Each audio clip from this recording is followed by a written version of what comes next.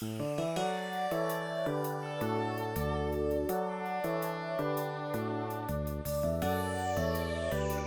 je Robi Kovač z Fakultete za humanistične študije. Tudi Robi ostaja v 20. stoletju, prvo povojno obdobje, 1944 do 1951, obveznosti kmeta do države vasi Tomaj. Prosim. Pozdravljeni. V svojem referatu danes se bomo ukvarjali predvsem z obveznim odkupom ter pobiranjem ter odmero davkov v vasi Tomaj med letoma 47 do 51. Ne bomo se spuščali v neke podrobnosti, kakor so se spuščali kolegi, ki so resnično šli pregledovati nekatere posamezne družine, pa bom jaz tukaj bolj povzeli celotno dogajanje na vasi in kako se je pač oblast obnašala do kmetov v vasi Tomaj. Sam referat je del moje magistrske naloge in tukaj sem se predvsem ukvarjal z arhivskim gradivom. Tako da nekatere stvari verjetno niso predstavljene noter, kakor se je na koncu zares na vasi dogajalo. Kako bomo videli v nadaljevanju, nekatere stvari najdene v samem arhivu, imamo občutek, da lahko se tako izrazim, da so prelepo, da bi bilo res tako, kakor piše v samem gradivu. No, če si najprej pogledamo, to bo bilo naprej pomembno za nas, je število prebivalcev v vasi Tomaj. Vidimo, da se število prebivalcev iz leta v leto manjša, iz leta 45 do 48 je upad precejšen, iz leta 48 do 53 je pa nekoliko manjši. To bomo tudi v nadaljevanju videli o tem, da so kmetje v vasi Tomaj tudi opuščali same kmetije ter se verjetno preusmerili v druge dejavnosti. Zdaj najprej, da si ogledamo samo obvezni odkup kmetijskih pridelkov v vasi Tomaj.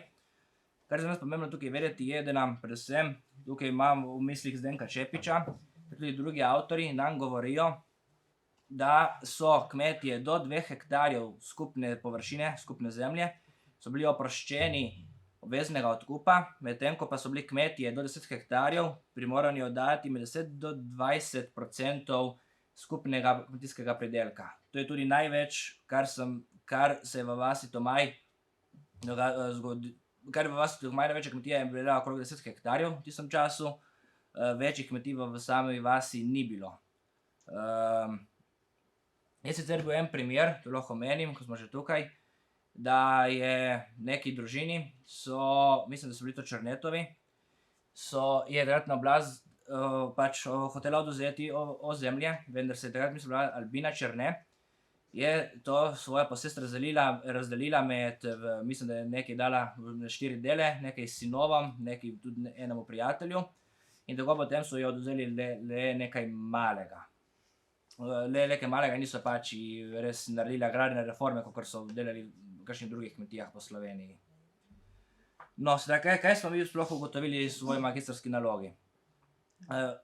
Ugotovili smo, da se je oblast pri samem obveznem odkupu se je držala zastavljenih smernic, kakor so nam opisovali že drugi avtori, vendar pa prihaja do nekih odstopanj. Odstopanje, na primer, sem opazil pri sami oddaji mleka in pridelkov povezanih z živinorejo, kot na primer kakšno meso ali pa mast. Tukaj sem tudi opazil, zasledil, so tudi kmetije z manj kot 2 hektarjema zemlje morali oddajati mleko. Nekateri pa tudi mast ali pa meso, samih podatkov, kaj so oni na kmetijah imeli, nimam. Glede na podatke sem pač predvideval, da so skoraj vsaka hiša, vsaka kmetija na vasi imela vsaj eno kravo doma, ker še ne drugače niso upali mleka pridobiti. Zdaj, bolj natančno si bomo pogledali podatke za leto 1950. Te podatki so v samih arhivskih gradivu, katerega sem pridobil, so še najbolj točni. Saj kot vidimo tukaj na tej sliki, nekoliko slabše se vidi, ampak v prvem stolpcu tukaj je prikazano, koliko naj bi, se ne vidi miške, čujem, v tem stolpcu tukaj je prikazano, koliko so kmetje bi morali pridelati, tukaj je pa prikazano, koliko so kmetje pa dejansko pridelali. In v teh stolpcih tukaj, ko vidimo, tukaj je bila prikazana ali obvezna oddaja ali pa koliko je oblast kmetu lahko pustila kot njegov presežek. Zdaj, za 1950 smo ugotovili, da enostavno kmetje skoraj niso imeli nobene obvezne oddaje, ker enostavno niti plana niso dosegli. Zakaj je bilo tako? Predvidevam, da glede na pridobljene podatke, da leta 1950 je bila tudi v Evropi, pa tudi v Sloveniji, je bila velika suša. Po Evropi so se pojavljali tudi pač podatki o kanibalizmu. V Sloveniji te podatke nisem zasledil. Znano pa je, da je bila suša, rekordno nizke padavine in glede na trende, ki se danes na primer dogajajo, lahko vidimo, da v Tomaju ni bilo bistveno drugače, plus še vemo, na Kras je problem voda in enostavno pridelki verjetno jih ni bilo toliko, kot so kmetje predvidevali, kot so si želeli, ne. Zdaj, sama oblast se do teh kmetov, ne bom rekel ravno usmilila, ampak jim ni, da bi, glede na podatke, ki sem jih pridobil, jih ni silila obvezno oddajo. Enostavno so jim pustili,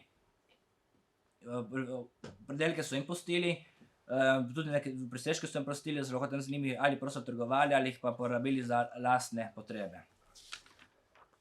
To je bil prvi del moje raziskave. Drugi del pa se je nanašal na davke ter davščine v Tomaju. Zdaj, najprej kako so sploh te davke pobirali. Iz strani Olo Sežana so dobili pač dokumente, kateri pač so morali ustanoviti znotraj KLO Tomaj, so morali ustanoviti davčne komisije. Te so bile sestavljene iz 5 članov, člani naj bi morali biti vsi nepristranski ter iz različnih slojev. Sedaj to iz različnih slojev, v vasi Tomaj je 4 od 5 članov so bili kmetje, samo eden pa je bil nekakšen obrtnik. Sam predsednik te komisije je moral biti predsednik KLO-ja, in njegov namestnik je moral biti njegov podpredsednik, ostali 30 člani so bili pa izbrani z strani ter potrjeni tudi iz strani Olo Sežana. Tukaj, najprej, da se pogledamo to, podatke, vidimo, da se ti podatki, z izjemo leta 47-48, se skladajo z podatkami, katere smo pridobili pri zmanjševanju prebivalstva v vasi Tomaj. Vidimo, da z leta 48 na 69 pade številka na 55, z 49 na 50 pade številka na 54, oziroma na nekaterih podatkih na 45. Jaz si mislim, da so podatki 54 pravilnejši, ker smo že videli prej, ni takšen upad prebivalstva, morda pa so kmetje enostavno ostali v Tomaju in se niso izselili iz Tomajeva. Zdaj, jaz toliko podrobno v svojo raziskavo nisem šel noter, ker nisem videl potrebe. Sedaj pa sami davki. Glavna ugotovitev je bila, da več prihodka kot si imel, višji procent davka si moral plačati.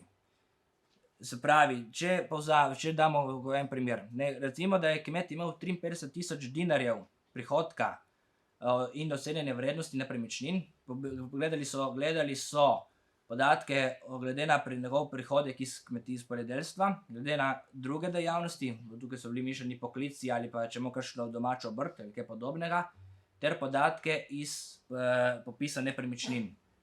Recimo, da je kmet imel 53 tisoč dinarjev teh prihodkov in je zato moral plačati 4351 dinarjev davkov, kar je za njega predstavljalo okrog 8% premoženja.